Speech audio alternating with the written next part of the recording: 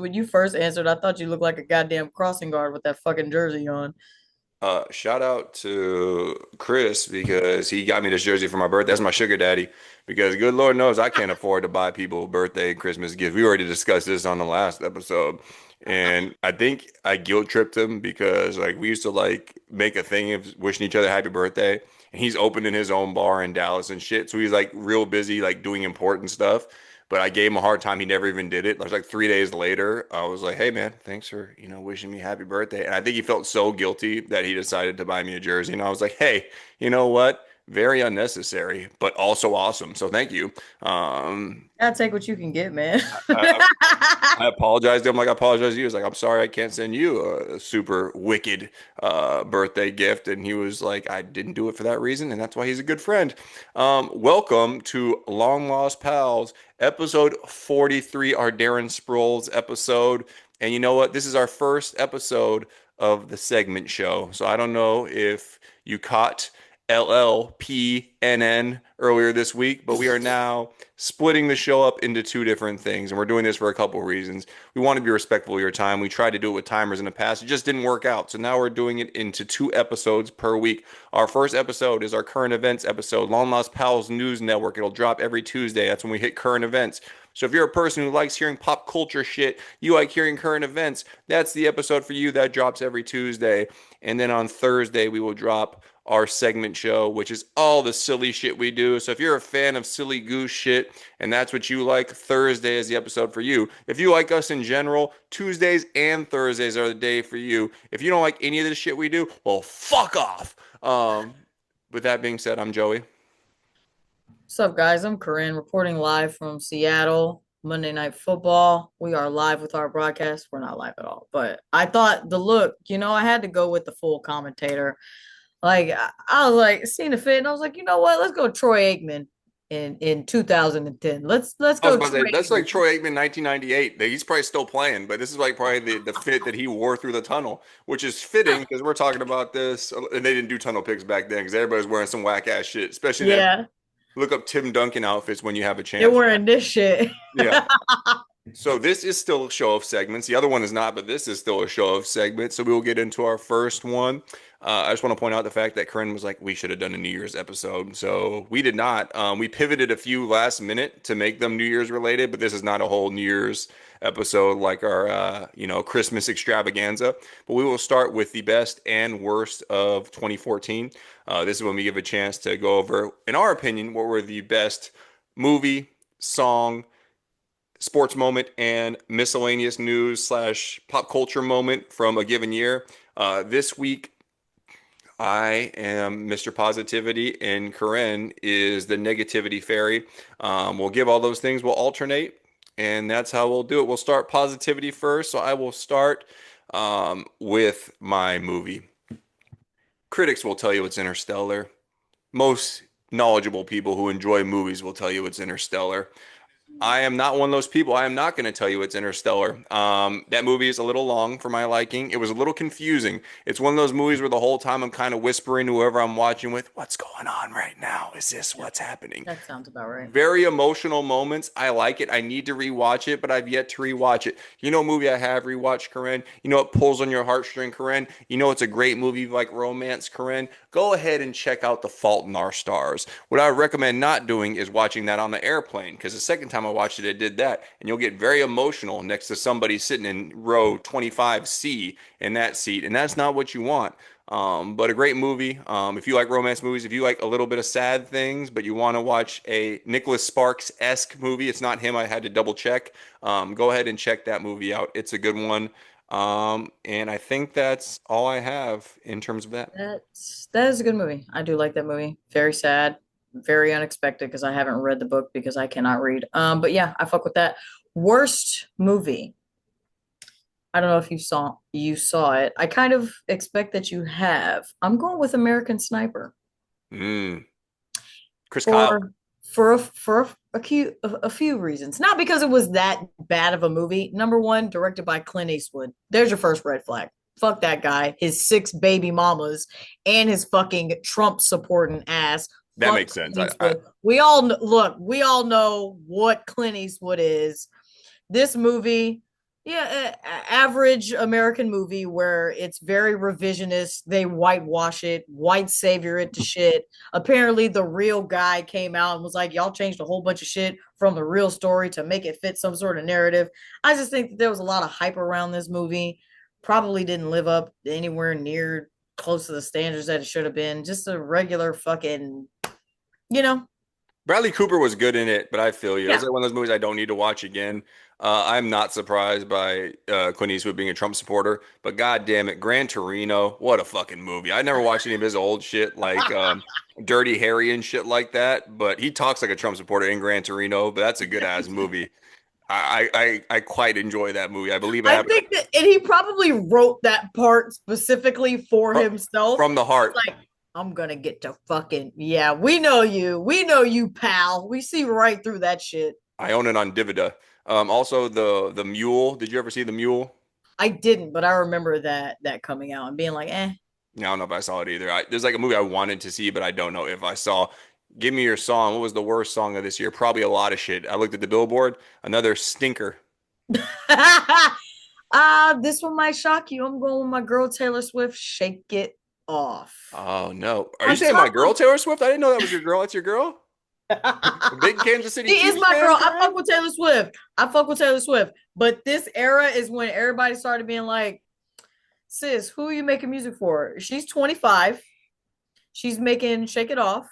And everybody's like, I'm kind of, I feel like this was the point in her career where we start being like, where's the evolution in your music right now? Mm, It's getting hella played in Forever 21. It's getting played in Marshalls. It's getting played.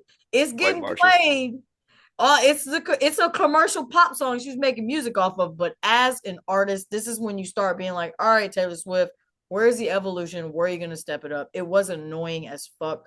I really upset that I missed the chance to do Happy being the worst song of 2013 Oh, it because came of out in 13? Because I hate yeah, that song. I it hate it. came Everybody out loves it it. came out the last year because I Them dumbass hats. I fucking Googled High songs in five. 2014 and Happy kept coming up, but that's because it came out like the end of 2013 and it was like popular all throughout 2014. But yeah, I'm going with Taylor Swift, Shake It Off. What you got? That song sucks. I'm so happy we both think it sucks. Happy that is because I love Shake It Off. I'm not a big Swiftie. I only know like probably like five songs, and that's one of my favorites. That one and what's the one? The one that came out in the last album? It's you, shape of your body. That one fucking rules. Like I that think I song know. is I think the I know the shit. tune. Yeah, It's yeah. the shit. Okay. But I like Shake It Off. Shout out to Bobby Schmurder. Shout out to Hold On, We're Going Home by Drake. I'm not gonna lie, I like Banger. that song. Fuck Again, with that one. I just want to say Drake made some fantastic movements. It's just his personal life and trying to be too cool and doing some weird shit. Like Yeah. the You got it. music for I don't really like his music he drops these days, but his music back in the day, like I like Mm-hmm. that shit. I like singing Drake. I like all that shit. But I'm going with a song that you probably don't know, or maybe you do. I'll be pleasantly surprised. It's called "She Looks So Perfect" by 5 Seconds to Summer. Very boy band energy, very catchy, instant mood booster, like Super Bass, even though she's the dummy now. Great song. Check out LLPNN if you want to hear us talk about Nicki Minaj's stupid ass for a little while and all her whack ass supporters. But no, great song, very upbeat. You should check it out if you haven't heard it and you want to put yourself in a good mood. Sports moment, I almost went with a few. I almost went LeBron going back to Cleveland, but I mean, I'm not from Cleveland, so it didn't touch my heartstrings like that. I almost went Mercer beating Duke in the NCAA tournament just because I love me a March Madness upset. But I went with one that was more personal to me at the time. So I grew up, again, I'm a San Francisco 49ers fan. I also used to consider myself a Giants fan. And this is a year that they won the World Series. This was their third World Series in 5 years. Madison Bumgarner, phenomenal relief effort in Game 7. I really enjoyed watching it. But sometime near after this, I realized, hey, I'm not a big enough sports fan or a big enough baseball fan to have two teams. Because I was an Astros fan all along, and I was like, this is immature of me. I was like, can't be a half-ass baseball fan and have two teams. So I eventually released the Giants. I still like seeing them do well. It's nostalgic for me because my grandparents, both sets, used to watch it. I used to go visit, watch a lot of Giants games. Oh, But I'm back into baseball now, but I'm just going Stros. But like Niners and Texans are the only NFL is the only sport I held on to two teams because that's another fucking thing. I've been saying F word a lot these past two episodes. I blame you. Good for No, you. not a single soul. My dad is one of nine. My mom's side of the family, not a single soul ever talked about the goddamn Warriors till they started winning. So notice I was never a fucking Warriors fan growing up because nobody mentioned shit about them. Nobody was a basketball fan. But the second they start winning, waxing the Rockets every season, I got people texting me, "Did you see my Warriors?" I'm like, "Shut your." I was about to say something mean, but Oh, he's my oh, fan. now they're your Warriors now that Steph Curry is on the team. I hated that shit so much. Like I was like, none of y'all cared about basketball up until last year, but now all of a sudden y'all are basketball fans. But that was the best moment that I don't care about that much anymore. But it was also a happy moment for my family members, so that makes me happy as well. Worst sports moment. Real dark cloud here. Adrian Peterson getting suspended for child abuse. He Hmm. beat the shit out of his 4-year-old With a son with switch, a right? switch. Real Texas shit. Which Texas shit, black culture shit, obviously something that's very controversial in the culture. Yeah, it's really sad. A 4-year-old, apparently there was really bad bruises and cuts, and yeah, I think it was a 6 game suspension. It might have been a full year It was like a though. whole season. Like I remember, I think he Yeah, was I out for think a it. long Yeah. time. Well, it happened 2 times that he got suspended for this. So yeah, that's what I went with for sports news. Oh, what you got for pop culture?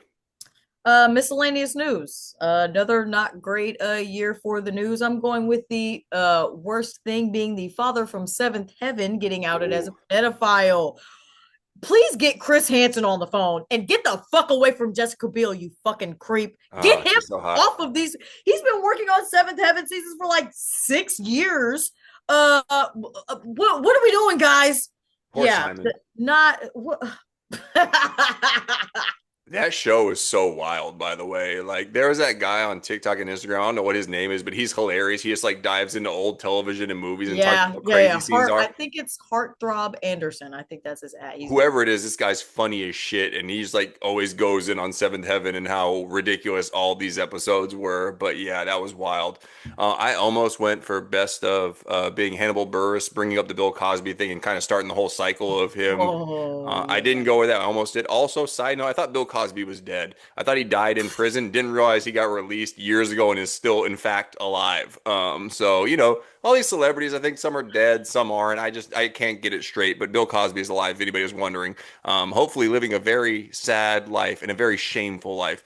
I am going with True Detective coming out. Fantastic show. I wish they would have just made a million seasons with Woody Harrelson and Matthew McConaughey. There's also like, have you heard the theory that they might be long lost brothers? We don't have to talk about that right now, but there's a theory that they might actually be biological siblings. But anywho, I don't know enough to go into detail, and it's probably all late night YouTube videos of people thinking this, Yeah, but yeah. either way, fantastic show. I do like shows like we talked about Fargo before, like where they do like different cast every Every season and stuff season. like that. I like that. Anthologies. And all the seasons were good. I mean, people were hating on the second season because it was following the first season, which was so good. But I watched it like years later after watching it the first time. It's pretty damn good. That last season, I think it was the last season, they got kind of weird. There was like a weird theme where you could like tell the future or some shit. I don't remember what it was. Um, but great show. And I wish they would make 10 more seasons. Yeah, they're coming out with season 5. The same lady who wrote season 4 is reprising her Are thing for they? 5. Yeah, season 1 goaded. Season 2 has a lot of dialogue. It's very plot heavy, but I feel like the finale of season 2 makes it worth all of the different plot lines and the dialogue and all of the things that they set up for that one. That Season one. 3 was the one that I was like, no, I'm not Which feeling one is this. season three? Season 3 is the one with Mahershala Ali. Okay. Who's in season four? Season 4 is Jodie Foster and this new actress. I think her name is Oh, Haley yeah, Wu, that the one. boxer. I liked The it. I liked it. I liked it. The Alaskan one, Night Country, Yeah. fire ass theme. Yeah, I fell asleep in the final episode, and I didn't need to root. I like my whole family, like my parents were in town. We all watched it together. I forgot that season existed. Mhm. I fell asleep during that one, and I didn't feel the need to wake up. It sounded like the ending was kind of meh.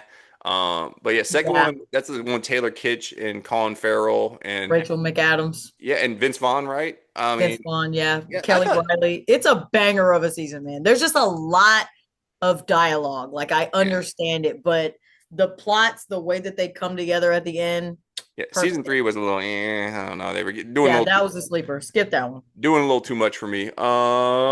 That wraps up the best and worst of 2014. Now we're going to get into our next segment, which is start bench cut. Start bench cut is a sports metaphor where we pick a random topic and we choose which ones we think is the best, which would be our start, which one is second best, which would be our bench, and which one we're getting rid of, which will be our cut. This is the one we changed kind of last minute. I won't say last minute, but we changed, midway through the day because we realized it was New Year's coming up. So we're doing a New Year's start bench cut with the three options being kissing at midnight. We're going with fireworks and we're going with eating black eyed peas. I texted Karrin lima beans, which shows how much I do this shit because I didn't even know which one it was. I just knew it was a thing. Those three things. And Karrin, I will let you go first with your cut. What is your cut? Uh, I'm cutting the black eyed peas, man. Honestly, it's not even Cut the band too. That trash ass nothing shit. nothing. I figured that you was probably gonna cut it too, considering that you thought that people was eating lima beans on New Year's. But yeah, and it's only just because I'm just not that superstitious of a person, and maybe that's why I've had terrible years for the past 34 years of my life. Maybe that's where I've been Every fucking year. up every New Year's. I have not been eating black eyed peas. That is why my life is so trash. I'm sorry. I do, however, love fucking cabbage. So if you are making cabbage, because you're supposed to eat cabbage and black eyed peas, if you are making a plate of that shit, I'll come by and eat some. I'm not against them. I just don't. I'm not that superstitious to where I'm like, I better get some black eyed peas in me. And maybe that's where I went wrong in life. Let me get this straight. You are a picky ass eater and you eat cabbage out of all things. Boy, I'll tear some fucking cabbage up, boy. This makes no sense. I'm going to cut fireworks. I look at here, What? baby. You're not cutting lima beans? First of all, Because you didn't even fucking know that you're not eating lima this beans? is how much I don't like fireworks anymore. Look at here. The problem with fireworks is this. There's a handful of problems. One, I have a scaredy cat ass dog. So every time fireworks go off, it puts him into a scared ass mood. He's miserable for hours at a time. Not cool. It's not like a fireworks show. I mean, it can be, but I'm just always in my neighborhood. I'm not seeing spectacular, crazy things going on. I don't need people getting their hands blown off. And I don't like the fact that you got to hear them shits days later. Bitch, it is January 5th. I don't need to be hearing fireworks at 9 p.m. at night. My kids are trying to sleep. Okay. So fireworks don't do shit for me. If it's a fancy fireworks show, maybe it's kind of cool. Still don't really care. Big fan of firecrackers as a kid, like blowing shit up, but also, probably not the smartest things I was doing back in the day. So Black Cat's very dangerous. You saw Jason Pierre-Paul. He like got an M80 or some shit blow up in his hand, lost a couple fingers. The old defensive end, look that up afterwards. His hand is messed up from fireworks or firecrackers. My bench, I'm going black eyed peas. Just very low lift. So if I ever decided to do it, it's very easy. I mean, I assume they're fairly cheap. I don't know what black eyed peas taste like. Not sure I've ever eaten any, but they feel non-offensive. I'm a big legumes guy. I think it's a legume. I like a lot of beans, refried beans, black beans, chickpeas. I think that's a legume as well. It's a big part of my food pyramid personally. So you know what? I probably would like black eyed peas. Maybe I'll do it this year. They could be my bench because fireworks suck that bad. All Shout out to right. my dog Butterbean. I'm representing you right here, baby. I'm I'm benching the kiss at midnight, man. Again, very cute sentiment. I have been single for 99 years, so I don't usually get a kiss at midnight. However, on those years that I have, it is a very cute little, New Year's Not Eve. you being slutty at midnight. I wish I was being fucking slutty at midnight. I'm trying to be slutty at midnight this week. Yeah. It's not Again, too late. it's just like the mistletoe. It's cute. I like the sentiment. Don't always get to partake, but when I do, two thumbs up on that one. Wear the tie so if someone does do it, they can pull you by the tie. That's kind of cute and hot and stuff. I didn't realize like this is how much I don't. First of all, New Year's most overrated holiday there is. Like I've never had like a cool New Year's ever. Like all the movies, all everything hypes this shit up to be like this super dope holiday. Yeah. Rarely do I even make it to midnight these days. Yeah. That was even pre-kids. I would rarely make it to midnight because for what? Um, I've just never been a fan, but I was like shocked for a second because I realized that is my start. And that's how shitty this holiday is because this thing is going to be my start and I don't really care that much about it. Again, like we talked about mistletoe, if it's like, ooh, baby, I've been feeling this person for a while. And you know what? It's New Year's, you know, I know it's going down. We got some liquid courage going. It's consensual. I'm all about it. You know, maybe I'll wake my wife up this year at midnight, so I'll probably be asleep. Maybe I'll try to, give me a little kissy kiss, Get get a a little little. smooch in there. Maybe I'll try to French her a little bit, you know? Who knows? Make it out. No fucking friction for you, sir. We need to put a fucking pillow between y'all. By the way, making out underrated. I feel like it's a lost art. I feel like sometimes you get married for a while and stuff. Every now and then I'm like, oh man, 16-year-olds got to figure it out. 14-year-olds if you're fast. And that wraps up Start Bench Cut. Not fast. We're gonna have Usain Bolt. We're gonna move into our last segment of our segment show, which is going to be not in my locker room. So Corinne and I had a brief discussion before this episode, and we said, "Hey, how are you choosing these outfits for not in my closet? What are you doing?" And I was like, I don't really know. I don't follow a lot of celebrities. I just searched NBA and looked at people's clothing.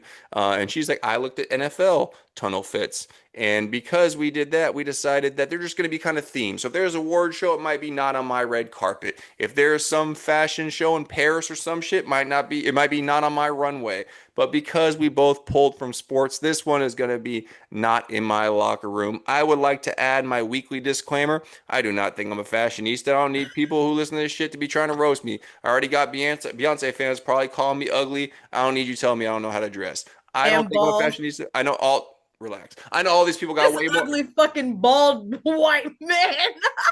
Damn, you didn't have to add all that. I understand. Okay, these people are probably all more fashionable to me, but I just feel like if I had lots of money, this is not the shit that I would be wearing. So that's the disclaimer that I wanted to add. I will go first. So I am going with Julius Randle. I sent you the picture. Yeah, I'm about to pull it up just so I can get the full. The Because I had some. outside, I honestly, you sent me this picture, and I was like, I actually have some comments that I want to the make. last layer you're either a crooked cop training Jake, or you're a vampire killer, or you're dodging bullets in slow motion. I don't know what's up with the long leather trench coat. Again, probably fashionable. Not up in my locker room. Also underneath, he's going with the Billy Madison look. You're going sweater vest under this school shooter jacket. I just don't really get it. You got the skinny tie again and these slacks. I, again, you're not going to see me on any fashion pages. You're not going to see me doing any OOTDs. I get it.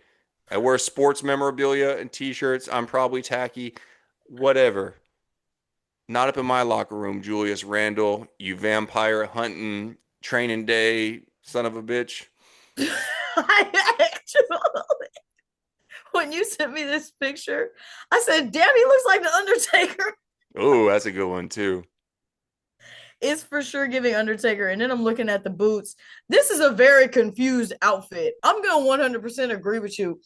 At first glance, you like, all right, it's a very mid outfit. This is a very confused outfit because now that you've pointed out the skinny tie, I'm like, what is a skinny tie doing here? Because there's nothing else about this fit that is giving like 1970s, 80s. When was they wearing skinny ties? Early 2000s, maybe. That's when John Wick had the fly ass skin. Look, I don't whenever it know, is, but take tie nothing advice from else. Troy Aikman over here from 1995. Look, I know my tie eras, okay? This is 80s and 90s, baby. This is 80s and 90s. And the oversized long sleeve, this is also 80s and 90s. I don't know what the fuck this dude got on. Let's talk about Stefon Diggs coming out of that fucking car with this Chanel hand warm. I just want to say, and you know what? Look, I get it. These dudes want to get a fit off.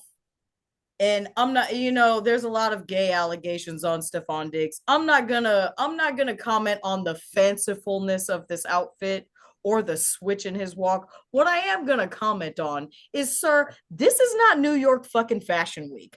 You showed up to play a football game like this in leather pants Those Be are fucking leather. for real. Leather pants and a fur coat with Chanel hand warmers, and you're showing up to play football. Be fucking for real. The only reason I'm really mad at this outfit is because when you see him turn around in the video, he has his shirt cinched in the back I don't so even know what that that he means. can show off the shirt is bundled up in the back.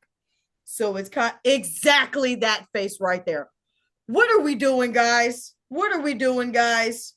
Not that there's anything wrong with that. He's also got like these reverse zebra soccer cleats on. I'm always look like I'm looking at the bottom of them and the picture's kind of blurry when I zoom in, but they look like they're like either mountain climbing shoes or like soccer cleats. They got the little studs on the bottom of them.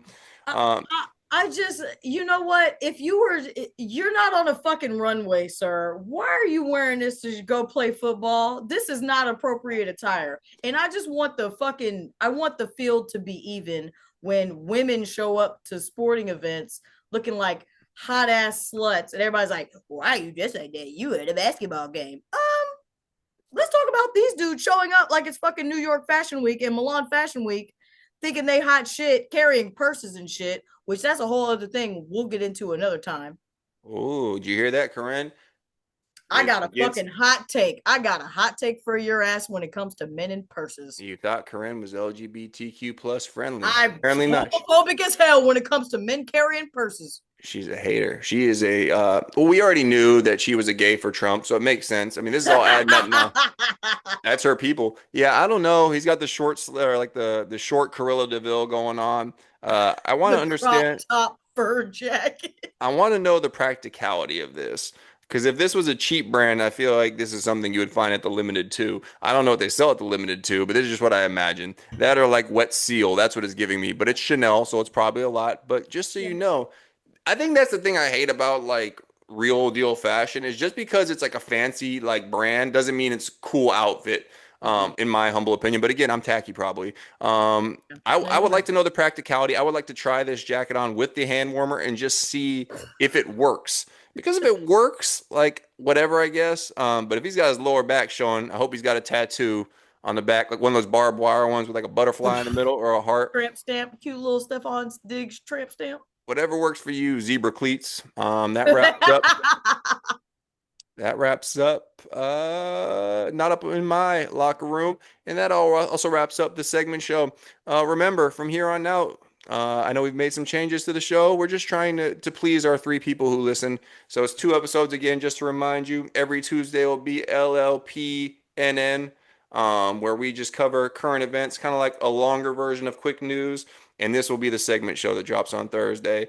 We appreciate everybody that liked and subscribed. I don't think anybody gave us the holiday of gift of liking and subscribing more. Nobody's yet to build us because it'd be tacky if we built our own GoFundMe for our Spice Girls concert. Somebody else needs to build it. Nobody's built it yet.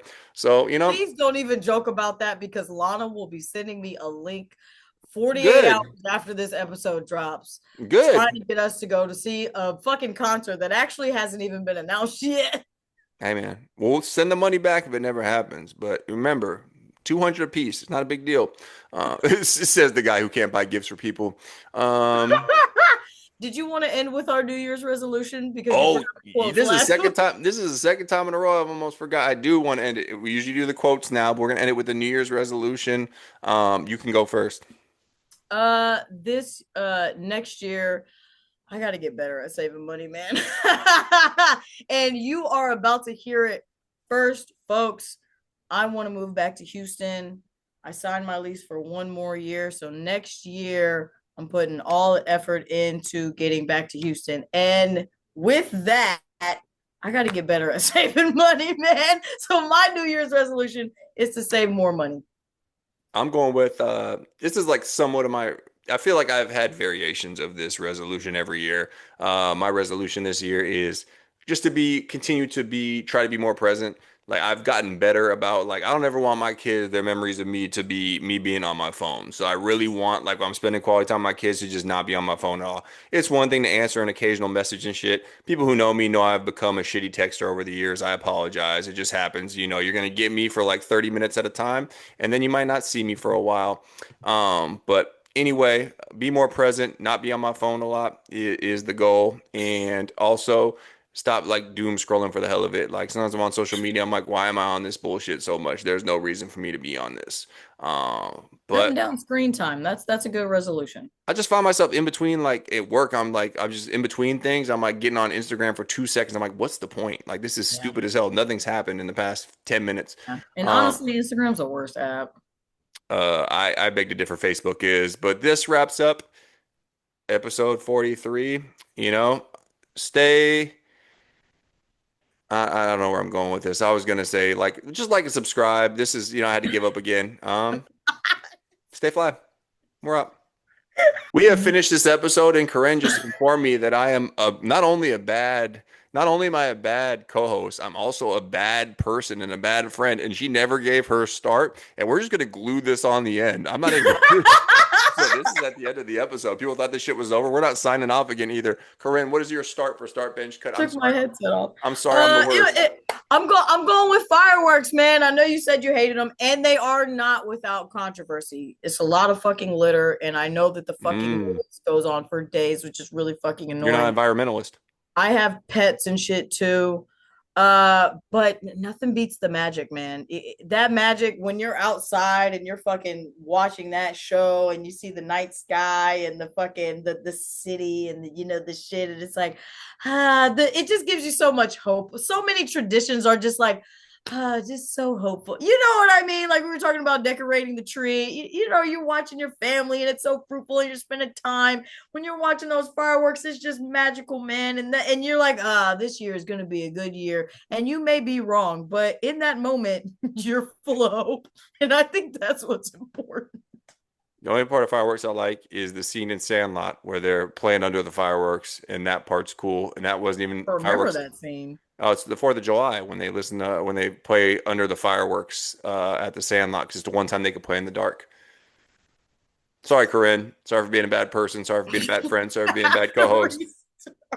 Terrible choice. But hopefully you have a good year for once in your life. Apparently, Miss Lana, it's not a reflection of your parenting. She's just being negative right now. But thank you.